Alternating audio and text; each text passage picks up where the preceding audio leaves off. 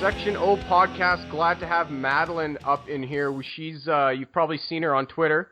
Likes to tweet a lot. She used to be a Stampeder cheerleader. How you doing? Good. How are you doing? Not bad. Now you're kind of in the you're in the lion's den here because you are Stampeder fan. Yes, I am. And a diehard. Everybody knows my opinions on the Calgary Stampeders. So if we can get through 15 minutes of mutual cooperation, we can hammer this thing out. I can do my best. No, we're all good. You're cool, but your football team sucks. That's okay, I think. No, actually, that's actually very wrong. Bad you. Who's your favorite player? Oh, gosh. Like, on my team or just overall? Let's see. Probably Mr. Hughes, obviously. Really? Oh, yeah, he's so funny. He's just so good, too. Everybody loves the D-line, and in my previous episode, I was talking to Rachel. Okay. Like, I have a thing for the defensive linemen, too, like Odell Willis and Amondo Sewell from the Esks. And, like, the D-line are just the most badass people on the field. Like, they don't care. Nope. Like, they beat to their own drum. And Charleston Hughes actually was part of that whole motorcycle thing last year with Sean Lemon, so... Right.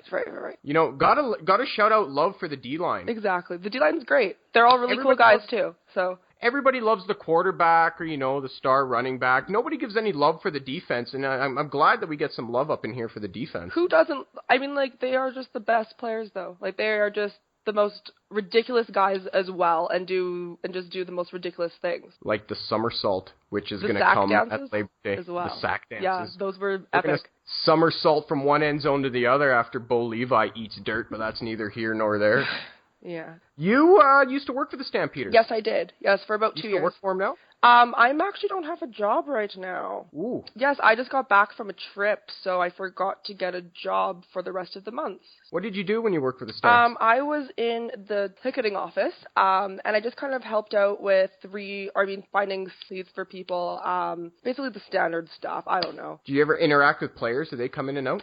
Yeah, they used to come in pretty frequently, mostly on Saturdays after their practice. Funny guys? Oh, yeah, really funny guys. Always joking, always just being ridiculous. I guess for the most of them, when you have to essentially leave your home, leave your kids behind, and go into a foreign country and play for 6-7 months, yeah. I mean, you need something to keep yourself grounded. Exactly. And, CFL teams are really good at camaraderie and friendship and whatnot, and it's glad that these guys have a lot of fun doing what they do. Let's go back to you being a cheerleader. Obviously, talking about stuff that you love to do. When did you join the Stampeder cheer team? That was in 2011, my rookie year. And what made you decide to join the team? I had a bunch of friends on the team, actually, and it always looked like a lot of fun. As well, loved the sports world. I just really enjoy it, so I wanted to be kind of a part of it. Have you ever danced in front of 35,000 before? Not up until that point. Describe your first game. Oh my gosh, my parents were so mad. I was terrified. It was raining. It was wet. Wasn't sure what I was even out there to do. And my parents were mad at me because I ignored them kind of because I was so afraid. And they were just so mad at me for weeks and weeks and weeks. But other than that, it was a really good time. What do you mean you ignored them? I was looking up into the crowd and I was just trying to kind of... Oh, you didn't wave? No, I didn't wave at them. I know, I'm just the worst child. They were really mad. They were so mad at me. I was scared. I was really, really scared. And it was raining too? Yep. As it always is, usually, on the first game, it always rains. Me, Jay, and my brother, we're kind of a different beast when it comes to weather. We love terrible weather at football games. Interesting.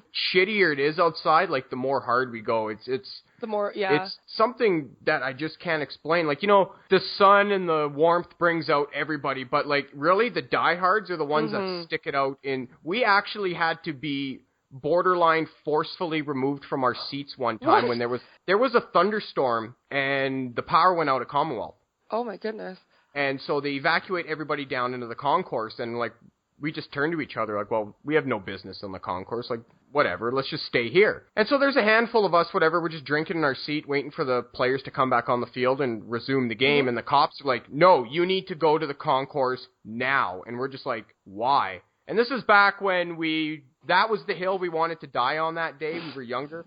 Fair enough. And the guy's like, you can either go to the concourse, or you can get in a taxi and go home. The wheels start turning in your brain. It's like, hey, we're getting kicked out of here, Jay. So let's just go down to the concourse, and we're going to pick our battle. Actually, Jay got kicked out of Commonwealth Oh, Stadium. no. No, Jay got kicked out of McMahon Stadium, actually. Oh, my gosh. Nothing bad. It was 2012. We went down for my birthday. Okay. and we were singing the fight song at the end of the third quarter, and Jay's standing on the seat. And the guy behind us was totally cool. He was laughing and joking with us and whatever. But then we got the one try-hard security guy. He come over to he's like, "You're done." What? Like, that kind of escalated quickly. He's like, "Nope, get out of here." And for the amount of times that we've gone down to Calgary, that is the one and only time one of us have ever been tossed out of the stadium. That's pretty good, because, oh my goodness.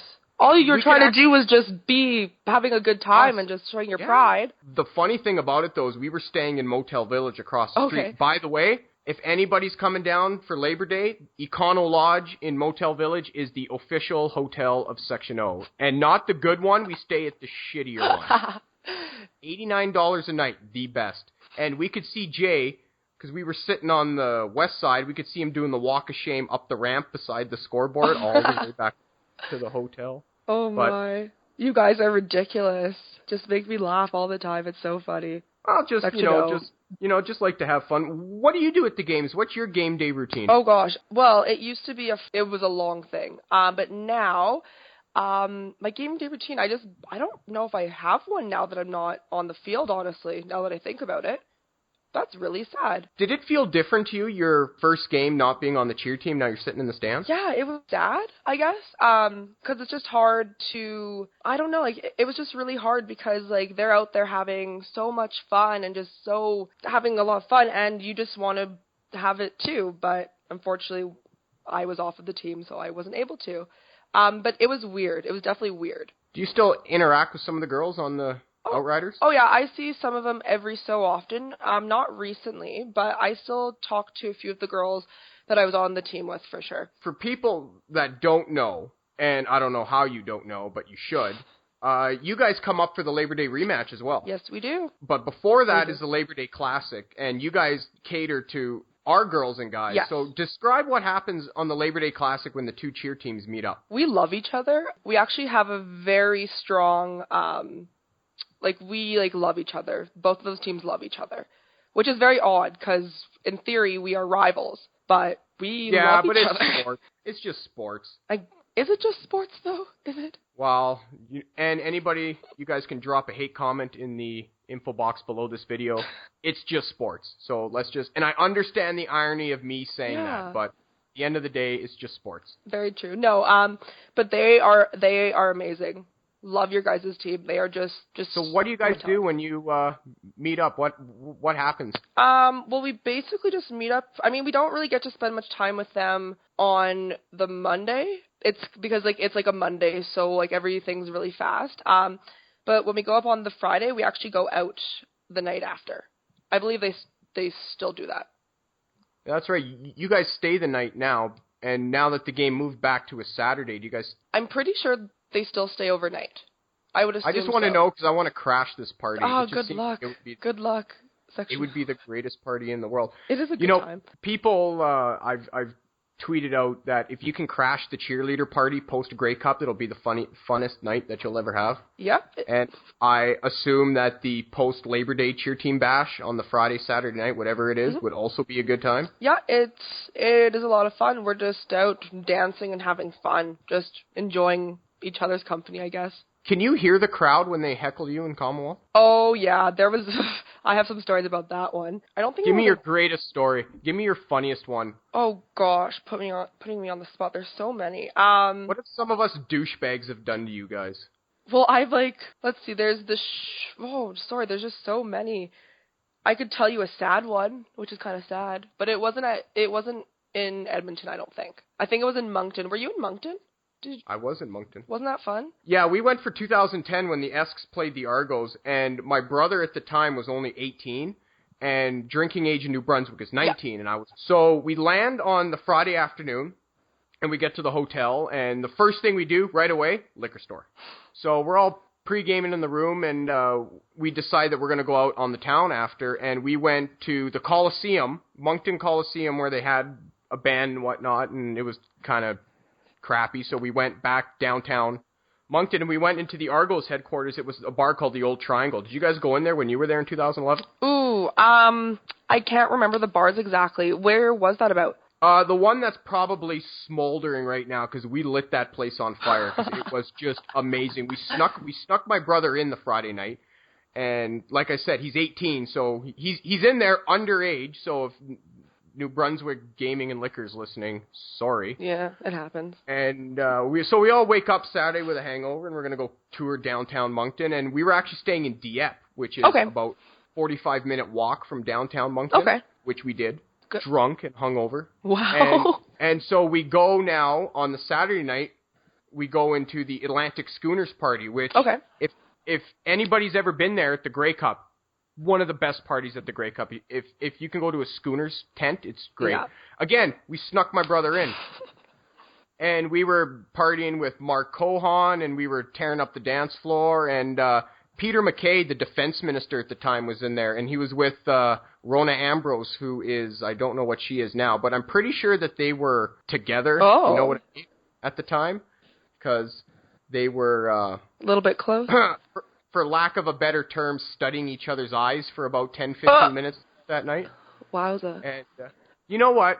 Like, the great thing I love about the CFL and the cheer teams, too, and you guys travel, is it gives us the opportunity to tour Canada, right? Totally. Because, like, that isn't a thing a lot of us even want to go, like, really take on even. But, like, it's a beautiful place. I love, like, Canada. It's insanely beautiful. So you went to a bunch of Grey Cups then as well? Yes, I have. Quite a few. Run me through the Stampeder cheer team Grey Cup experience. What happens? Okay. Well, you wake up for 6 a.m., full hair, full makeup, and you basically prepare yourself for a day of just activity and dancing and promos with lack of food and lack of going to bed. 6 a.m., full hair, full makeup. Yeah, sometimes earlier. Oh my God. That's like what time we're going to bed. Yeah, you're so lucky. I wish. Because most of the nights, I remember my first year, we would wake up for 6, be down there for 6, and then get back to the hotel maybe around like 1 or 2, and then be expected to do it all over again. And by the last day, we didn't look so game day ready necessarily, but we really tried our best. What's it like dancing on the field at the Grey Cup? It was the most magical moment of my life. It's something I'll never forget. It's a weird feeling because it was just so big and there were so many flashes and lights and it was just so magical, and I think everyone should have that type of experience because it's just once in a lifetime type of thing. Although the game wasn't so good, but that part was fun. I don't dance, so I definitely will not be dancing in front of 5 people, let alone 50,000 people. I actually have a story about my one and only dance experience. Can't wait to hear it. You remember the spot in Titanic where Rose stands on her tippy toes for an extended period of time to impress Jack Dawson? Yes, I do. Well, back in junior high, we had social dance as part of our gym curriculum, right? Everybody loves social dance when you're at the crossroads of your life of wanting to play video games and girls still have cooties, right? Yes. I decided I'm going to be a show-off, and I go stand on my tippy toes. Hey, guys, I'm Rose, right? Whatever. Boom, break my foot. No. Broke both of my feet trying to do that awful stunt, and that is my one and only experience with dancing. Dance is dangerous, people. Oh, it totally is. I mean, you should dance. Just be a prepared one and don't try to do things that you probably shouldn't try to do. Like, be on your toes. What's your favorite type of dance? I love jazz dancing. So basically what we do on the field. That is my favorite style. Oh, really? So, like, your cheer team's fundamental dance program is jazz-oriented, or it's jazz or a bit hip-hop. of everything? Jazz or hip-hop. It's kind of like a mix of actually, like, jazz, hip-hop, and then, like, a standard, just like the cheerleading thing. And everybody's kind of got a extensive dance background before they get on the team, right? Yes. Like, you can't, like, a guy like me can't just wing it. I mean, you could if you have the natural talent, but your chances would be probably really low. But oh, no, there's no natural talent. You could try. Because I know that there's a few of the girls that were on the team with me that had some of the training, but only like a few years. But yet they were still pretty good. Like, really good, actually. So to close off the show, and I appreciate you coming on. Thank you very much. Inviting me. This is a nice experience to talk with somebody that has an in-depth knowledge of another football team, one that I hate, but that's neither here nor there at this point. No, you're actually a really cool person, and we've actually never met. No, this is weird. And this is actually the first time that we've actually spoken to each other. In our, like, how long have we technically known each other? 3 years? 3 years, yeah. Yeah, because the first time I even heard of you was when I got one of the guys to give me one of your... The number one button of the CFL. Exactly. Do you we remember actually ripped that idea off. Yeah, I do remember that because you followed me on Twitter, and then, who's this person, what's going on? I'm like, oh my god, Stampeder Cheer Team follows me on Twitter. This is not going to be good. Oh. And then it eventually ended up working out well, and it was great. And then you're like, hey, I really like one of these Section O buttons. So they were selling calendars up in our section there, and I said, hey, give this to Maddie down here. And I guess they found me. My Canada Post system works. Yep. But and I still have it. Thanks for coming on. Yeah, it was really fun. One thing that we have to know, and I asked Sam, and she kind of bounced around the question when she was on in episode 2. Uh-oh. Best prank on the cheer team. Best prank. What do you guys do to lighten the mood? Well, we have rookie party. I'm not sure if I'm allowed to reveal some of the rookie party stuff, but oh, go on. 1 year, was it? See, I think it was my second year on the team. We always make the girls who are like new, they have to wear a ridiculous outfit. So I believe my rookie year was like 90s moms. It was just bad. And then the year after that was, I actually don't even remember, but I mean, we don't like to prank our friends. We like to love each other. What? That's the best part. I know, but we don't do hazing. It's just not really fun. I mean, the most we do is like just make them have a horrible like outfit on, and that's hazing enough, I guess, when you're on a cheer team. Calgary wearing a 90s mom outfit? Oh, it was bad. I had like a baby. Actually, I had 2, and then yeah, that was bad. Do you guys ever rib each other like during a program in front of everybody or at the Grey Cup? No. No? Never. See, the teams are very close, right? That is another reason why I would never be on the cheer. I would just be a prankster. Yeah, like I would hide somebody's shoes before they have to go on the field for the Grey Cup. Like that's called sabotage. That is like not a prank. That is sabotage. It's also called fun. I guess so. Maybe not. Actually, it sucks when you don't have a piece of your outfit. You cry a lot. It's bad. So yeah. You don't get to keep your outfits, do you? You have to return them. Yeah, you have to return most of the things. Some years you do get to keep some things, but usually it's just like a t-shirt or some hats and stuff, but it's free, so you take it. Free 99 is the best. Thanks for coming on the show. Yeah, not Maddie. A problem. Thank you for having me. And we'll be down to Calgary twice. We're coming for Labor Day, and Esks play down there on Saturday night, October 10th, which is always another shit show when Eskimos and Section O meet down in Calgary. But it's always a good time. Ones that we can remember that I do. Like, I don't think the hotel, like, I'm pretty sure that they know when Labor Day is because we are cheap. So we'll smash, like, 6 or 7 people in a 2-bed room. And at $89 a night, it ends up getting it down to, like, $10 a pop. Wow. So, really? That's called bravery. And it just reeks like a brewery in the morning. So I actually feel sorry for the staff that have to. But that is for another podcast. Yes, it is. Thanks for coming on. We'll see you later. Yeah, thank you. Episode 6 of the Section O podcast. He needs no introduction. You all know who he is. What's going on, Section GP? Section O, it's episode 6. Episode 5 with all ladies show is amazing. What's going on with your single life on your weekend on bye week? Well, actually, as a matter of fact, as we're doing this interview right now, I just glanced down at my phone. I'm trying to hook up on my Tinder date right now. Oh, fuck. You ever use that app, Tinder? Have you ever seen it? No, it's not my thing. Come on. Section GP's come on. Been united for a long time. Just don't tell me you got any of those Blue Bomber cheer team on there. No, the Blue Bomber cheer team on there. Yeah, because we can't be having the Blue Bomber cheer team playing around on dating websites. They need to fill in for the Blue Bomber defense from giving up 700 million yards this week. Did you see Calgary's defense choke on Montreal? Wow. They got lit up. Man. They got lit up by the new kid. They got lit up by that fucking guy. It was just out of control. Bo Levi Mitchell couldn't do anything. And Fred Stamps was just all over Calgary. And you know what? Rightfully so, because fuck Calgary. And Fred Stamps is awesome. Doesn't matter if he's with Eskimos. Doesn't matter if he's with Montreal. And Nick Lewis unplugged himself from the dialysis machine and scored some points. Rumbled into the end zone, and then he bowled over the advertisement and went hung out with the fans in the end zone. So I think that could be a new thing in Montreal, which is good because, they got to build a new culture there in Montreal after Calvillo left. And they have to.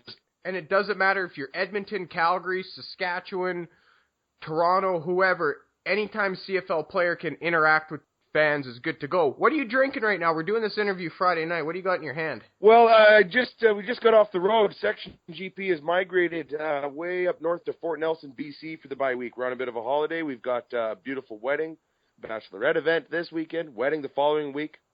So my drink in hand is a shot of rum. That's the Section GP staple. That's what you always talk about, crazy rum shots. Yeah. Oh, yeah. That's got pow to it right there. That'll get your mojo going. Pow! Hang on a sec. Let me crack mine here. Ready? Yeah, you got to have a drink with me here. That is the best Superstore Palm Bay. What do I got? Cocktail Cocoa Melon. Oh, okay. You got a nice refreshing drink going on there. This is my fourth one in the last... I got to be honest. The actual temperature of this rum shot I just had, I think it was hotter than the coffee I had at McDonald's at 6 o'clock this morning. Now that we're all liquored up, this should be a good interview. All right. What do you got for me, Edmonton, Toronto? Review that game for me. Yeah, we don't need to spend a whole bunch of time on it other than BS, brain dead, mistakes, and they're done. Say what you want about any of the injuries that occurred. Say what you want about a little bit of bad luck that occurred. Say what you want about maybe an officiating error or two that has occurred. What's more important is an abundance of athletes on our football team played like garbage. I almost pretty much say that this was the worst team in the CFL in week one. They didn't perform well. Poor tackling, brain-dead penalties that were taking points off the boards, just dumbassery. And Chris Jones and the staff and those players, they know it. So let's just get it fixed. You got the bye. We all hate the fact that we got 17 straight weeks of football here with a bye in week 2 and week 20. Nothing we can do about it. No bullshit excuses. Get out there, play Eskimo football, because taking those brain-dead penalties and making all those brain-dead mistakes is not the Eskimo way. That bye week actually played into our favor, and it's unfortunate Mike got hurt, but now it gives Matt Nichols 14 days to prepare for back-to-back Ottawa. We host Ottawa in the home opener. Hope all you Empire members go nuts, especially you. And then we go out to Harperland for a rematch after that on the 17th. This is going to be pretty good. Funny you mentioned that. Hope Section O is going nuts. Already got the liquor stocked out for that one. We're going to have some nice Sailor Jerry smuggled into the stadium for anybody that's listening. I got to go with Sailor Jerry. Good. I hope any of the Commonwealth staff don't listen to this show.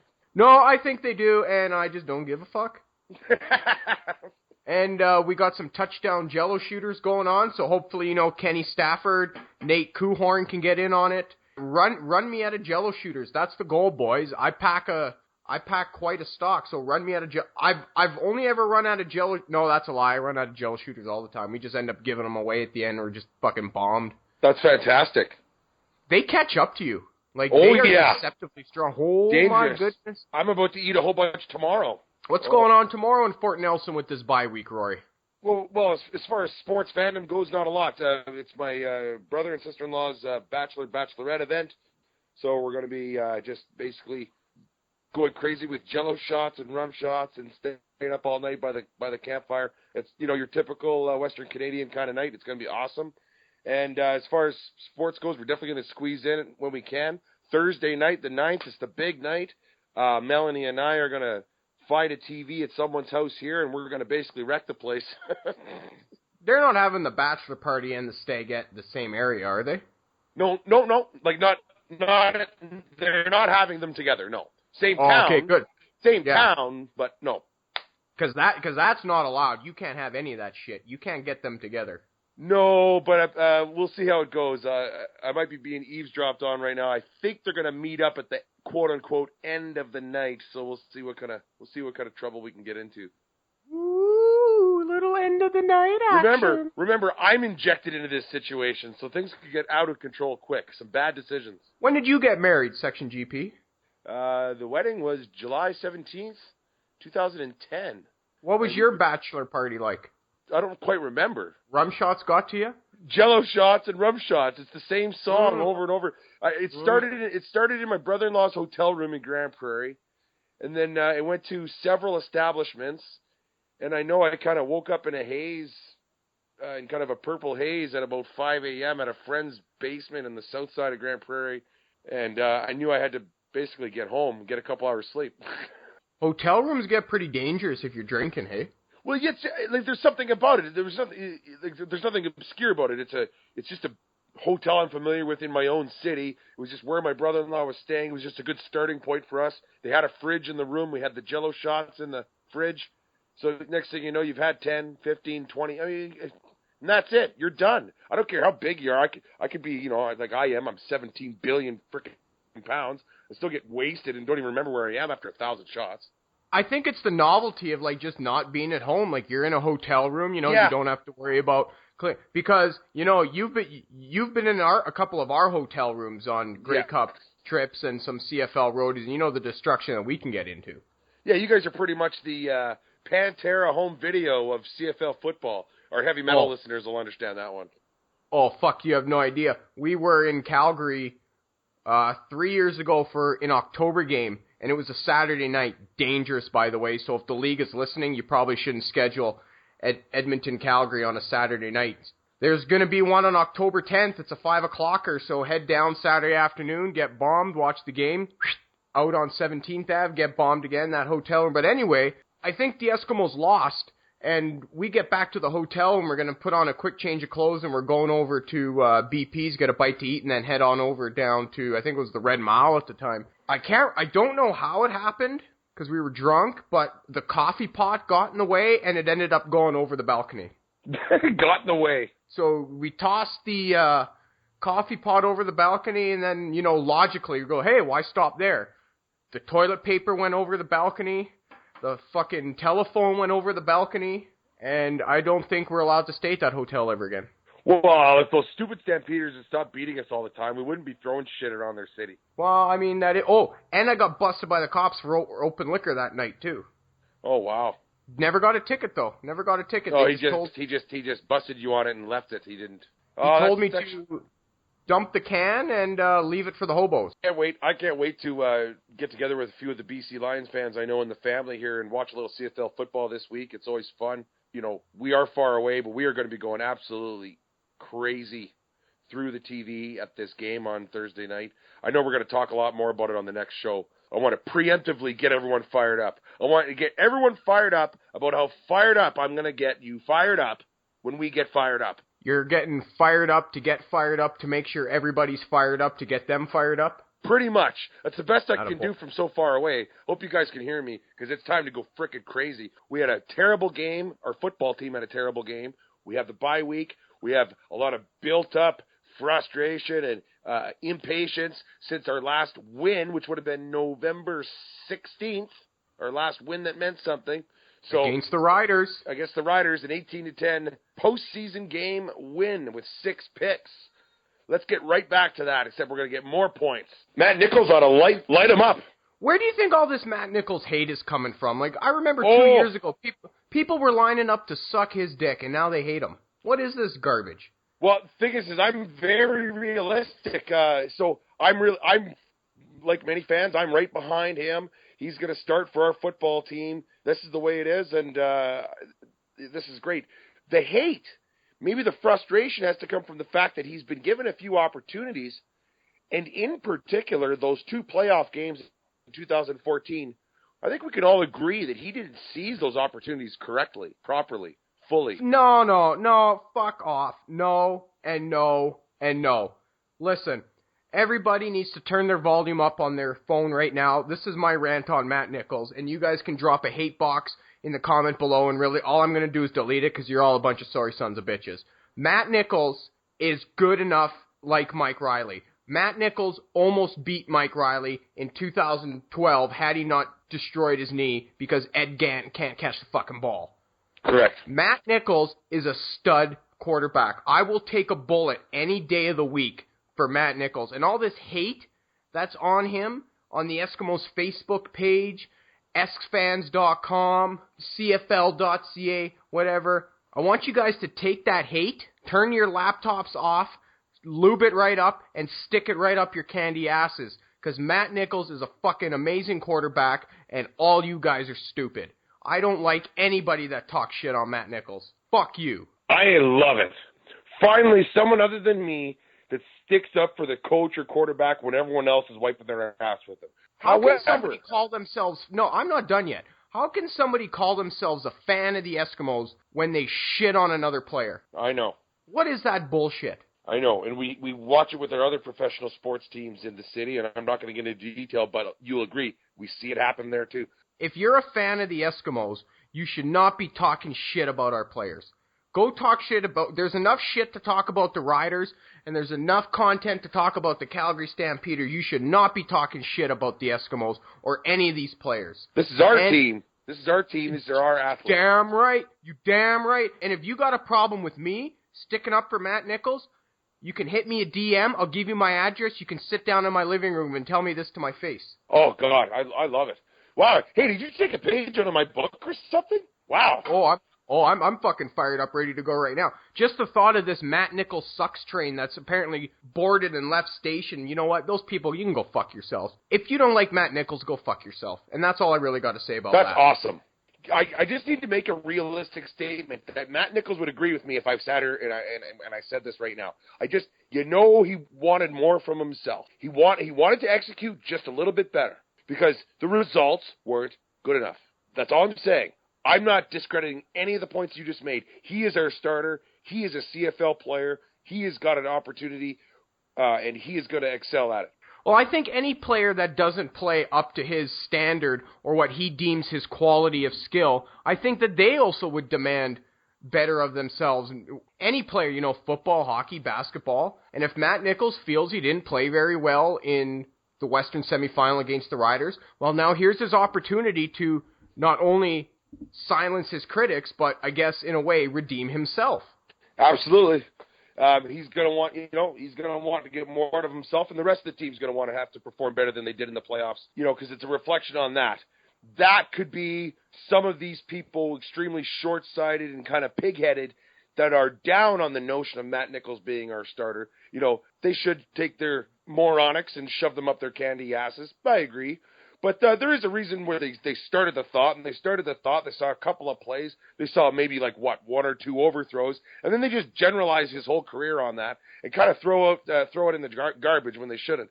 Matt Nichols is going to be our starter. Matt Nichols is going to excel, and this offense is going to improve and mesh and gel week after week. We are on our way. As ugly as that game might have been on the 27th, we are bouncing back. This offense is getting better. We are going to ram the rock down these people's throats. We're going to beat Ottawa so hard, Stephen Harper is going to have to call emergency parliament session to get this fucking shit in order because may God have mercy on the red-black soul. We are pissed, and we are coming into this game pissed, and we are coming into this game fired up, and there's going to be a chip on the defense shoulder, and oh my God, Henry Burris, I really hope you took out an additional life insurance policy because you're going to get fucked up. Oh, maybe old boy Harper there's got some more cash stashed in that safe in the office. It's not going to matter for the Red Blacks. It's not going to matter. We're going to kick their ass so hard. We're going to stomp a mud hole and walk it dry. In the words of Stone Cold Steve Austin, Eskimos 316 says we just whooped your ass. Thanks for coming on the show, Rory. Thanks for having me, Section O, Matt. You're the man. Give me a big go, S, go. Take me out. Go, S, go! Ottawa, sucks!